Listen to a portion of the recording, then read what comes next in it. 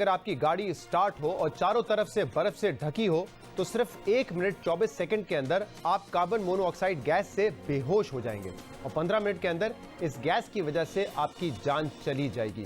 तो खुदा ना खास्ता आप कभी बर्फ में फंसे, आपकी गाड़ी अगर बर्फ से ढकी हुई हो तो या तो शीशे नीचे खोल के रखें या दरवाजे खोल दें या कम से कम अपनी गाड़ी को बंद कर दें।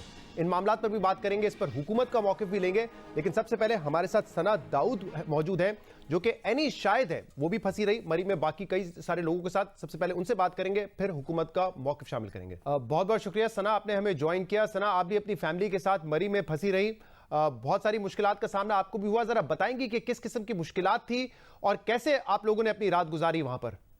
हम लोग गए थे वहां मरी में गए थे। बेसिकली हम लोगों ने नथिया गली में जाना था, लेकिन नथिया गली में जाते ही ट्रांसपोर्ट का बिल्कुल जाम हो गई थी। तो हम लोगों ने यही प्लान किया कि हम यहीं से वापस जो है एक्सप्रेस वे की तरफ मुड़ जाएं। और हम लोगों ने अपनी गाड़ी को बहुत मुश्किल से टर्न किया था, बट हो गई थी। लेकिन उसके बावजूद वहां पे ट्रैफिक टोटली जाम थी।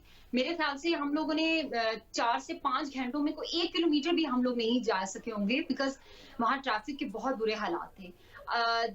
जो वहां के लोग थे, कुछ उन्होंने खुद मिलके, जो स्पेशली कोई लाहौर से आया हुआ था, कोई कराची से आया हुआ था, उन सब ने मिलके एक दूसरे की हेल्प की और वहां से कुछ कुछ गाड़ियों को आगे की तरफ मूव किया। सबसे बड़ी वहां पे प्रॉब्लम ये थी कि बर्फ होने की वजह से जो एरिया था वो बहुत स्लिपरी था।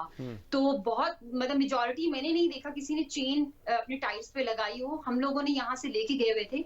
आधे रास्ते में जाके जब हालात ज्यादा खराब होना शुरू हुए तो हम लोगों ने भी अपनी चेन्स लगा ली थी दोनों टायर्स पे। बट अनफॉर्चुनेटली जिन्होंने हमारी टायर पे चेन लगाई थी या तो वो सही से लगाई नहीं, हमने सिर्फ 2 कदम आगे बढ़े होंगे तो वो चेन खुद ही एक टायर से तो वो खुद ही हट गई थी। ये वो सीन था जब जहाँ पे तो सारी ट्रैफिक जाम थी। खैर इस टाइम बर्फबारी भी हो रही थी, लेकिन इतनी ज्यादा नहीं हो रही थी। थोड़ी देर के बाद इसी तरह कुछ लोग आके ये खबर दे रहे थे कि जी अभी तो 2 घंटे लग जाएंगे, मे बी 2 दिन लग जाएंगे, लेकिन आप लोग यहाँ से निकल नहीं सकते हैं। हमारा फिर ये प्लान हो गया था किसी होटल वगैरह में हम बुकिंग करवा लें और साथ ही हम लोग जो है अगर यहाँ से निकल जाते हैं तो हम किसी होटल में शिफ्ट हो जाएं। होटल में बहुत से रेफरेंसेस के थ्रू हम लोगों ने कोशिश की, लेकिन हो नहीं पाया बिकॉज वहां पे तमाम बुक भी थे। और यही हमने भी सुना कि वहां पे जो इन लोगों के किराए हैं वो बहुत ज्यादा हैं। तो हम लोगों ने यही बेहतर समझा कि हम अपनी गाड़ी में ही रहते हैं, क्योंकि हमारे ऐसे कोई 3-4 किलोमीटर की दूरी पे वो तमाम होटल्स वगैरह थे। हम लोग जब वहीं बैठे रहे और उसके बाद बर्फ और तेज हो गई थी। रात के 2-2:30 बजे तक मेरे हस्बैंड जो हैं वो कोशिश कर करके अपनी गाड़ी को आगे तक लेके आ रहे थे और बहुत से जो नौजवान थे वो भी साथ हेल्प कर रहे थे बिकॉज उनकी गाड़ियां भी फंसी हुई थी। लेकिन फाइनली हम वो भी हिम्मत हार गए और हम लोग भी, क्योंकि इससे ज्यादा आगे गाड़ी जा नहीं सकती थी। हम लोगों ने बहुत मुश्किल से अपनी गाड़ी में वो पूरी रात गुजारी और वो जो पूरी रात थी बेसिकली वो इंतहाई खौफनाक। बिकॉज आप ये सोच लें कि पूरी गाड़ी बंद है और बर्फबारी से आपकी तमाम एरिया ढका हुआ है। और थोड़ी सी जब आगे गाड़ी हमारी गई थी तो एक दरख्त का हिस्सा भी हमारी गाड़ी के बिल्कुल 2 कदम आगे हमारी गाड़ी का वो गिर गया था। तो उससे हम ज्यादा खौफजदा हो गए थे कि कहीं ऐसा ना हो कि इस पूरे टाइम में कोई दरख्त नीचे ना आ जाए।